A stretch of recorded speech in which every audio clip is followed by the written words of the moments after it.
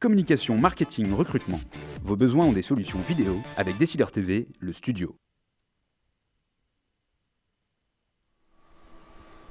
Bonjour à tous et bienvenue dans ce nouveau Duplex Bourse du lundi 2 juin 2014. On se connecte tout de suite à la salle des marchés de Bourse Direct avec notre expert Romain Daubry. Bonjour Romain. Bonjour Laura Jane. Alors on part tout de suite en Asie. Pouvez-vous nous dire quelle était la tendance ce matin sur les marchés asiatiques ? Oui, effectivement, en dépit des ventes d'automobiles neuves au Japon qui avaient chuté de 5,8%, l'indice officiel de l'activité manufacturière en Chine est sorti meilleur qu'attendu au mois de mai, à 5,8 après 5,4 en avril. Donc il est toujours en expansion, ce qui est plutôt favorable. Et les prix de l'immobilier ont connu leur première baisse en 2 ans, et c'est plutôt aussi une bonne nouvelle en Chine, puisque ça montre la volonté du gouvernement de maîtriser la frénésie sur l'immobilier asiatique. Et du coup, le marché chinois est clôturé aujourd'hui, mais en revanche, Tokyo en a profité pour gagner 2%. Alors un petit mot maintenant sur Wall Street qui clôturait en légère hausse vendredi. Comment est-ce que vous expliquez ce sursaut et à quoi est-ce qu'on peut s'attendre à l'ouverture cet après-midi ? Alors, en fait, Wall Street a terminé effectivement en légère hausse. Pas beaucoup de commentaires à faire pour l'instant. Le marché est sur ses plus hauts. Attention, S&P qui commence à atteindre des résistances importantes. Mais en fait, on peut dire surtout que les marchés américains entament leur 4e mois de hausse. Donc, c'est vraiment important comme mouvement. Alors on passe maintenant au marché parisien.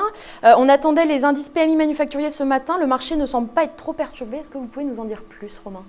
Non, effectivement, le marché tient plutôt bien, malgré les annonces pour les bancaires la semaine dernière, et notamment de BNP. Et puis la contraction du secteur manufacturier qui est sortie pour la France ce matin à 49,6 contre 51,2 en avril. Donc on est repassé en zone de contraction pour la France. En revanche, c'est toujours en expansion en Allemagne et en zone euro, mais moins bon que les mois précédents. 52,3 en Allemagne et 52,2 en zone euro contre 53,4 le mois précédent. Quelles sont les autres statistiques à suivre cet après-midi, Romain ? Alors, il faudra regarder du côté des États-Unis à 16h, l'indice manufacturier aussi, attendu à 55,4 contre 55,9 le mois précédent, donc un petit peu moins bon, mais toujours en expansion. Et puis les dépenses de construction attendues en hausse de 0,6%. Ceci dit, ce qui sera largement surveillé cette semaine, c'est l'intervention de la Banque Centrale Européenne jeudi. C'est vraiment ça qui va, à mon avis, concentrer l'attention des investisseurs. Donc on n'a probablement pas beaucoup d'influence de la part des statistiques d'ici là. Ce qu'il faudra regarder en revanche demain, ce sont les prix à la consommation de la zone euro, qui sera un indicateur important pour connaître l'inflation en zone euro, et donc la nécessité et l'urgence de l'intervention de la BCE, est-ce qu'ils utiliseront des moyens conventionnels ou non, etc. Donc surtout les statistiques de demain, mais évidemment c'est jeudi que la BCE sera surveillée de près. Alors un mot maintenant sur les supports résistance à surveiller à la mi-séance. Alors la tendance restera positive au-dessus de 4496 points, mais surtout 4508 points. Et les points donc à la hausse seront 537 qui était le plus haut annuel, 558, 566, ça c'est la zone forte à atteindre, prochaine résistance, et puis pourquoi pas 4601 points là qui serait le point très fort à atteindre en intraday. À la baisse en revanche, si on cassait 508, 509, eh bien on pourrait rallier rapidement 4480, et puis derrière 4424, et pourquoi pas 411, et enfin si on l'enfonçait 4355 points. Alors du côté des valeurs maintenant, Air France est à l'honneur. À l'inverse, BNP et Rodriguez sont en baisse. Est-ce que vous pouvez nous donner plus de précision, Romain ? Oui, tout à fait.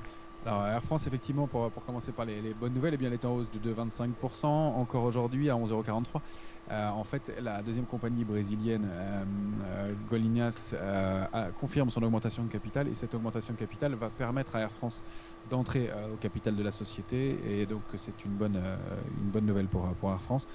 D'autre part, c'est Etihad Airways, de la compagnie aérienne d'Abu Dhabi, qui confirme son entrée au sein d'Alitalia, donc le dossier qui traîne depuis des années et duquel qui a besoin de sang frais pour alléger Air France.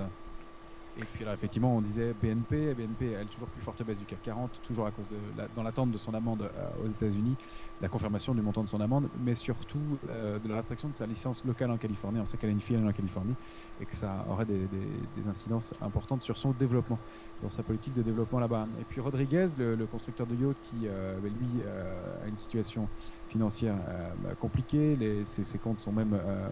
l'approbation des comptes est même refusée c'est encore une fois, et le titre perd un 24% à 1,72 € avec un endettement aggravé à 96 millions d'euros et une dette financière totale aggravée aussi à 116 millions d'euros. Donc évidemment pas de bonne nouvelle pour Rodriguez. Et enfin Fevlet, qui est le fournisseur de matériel et d'équipement pour les wagons, pour les trains, un incontournable du secteur et qui même lui annonce un bénéfice net en baisse de 15%.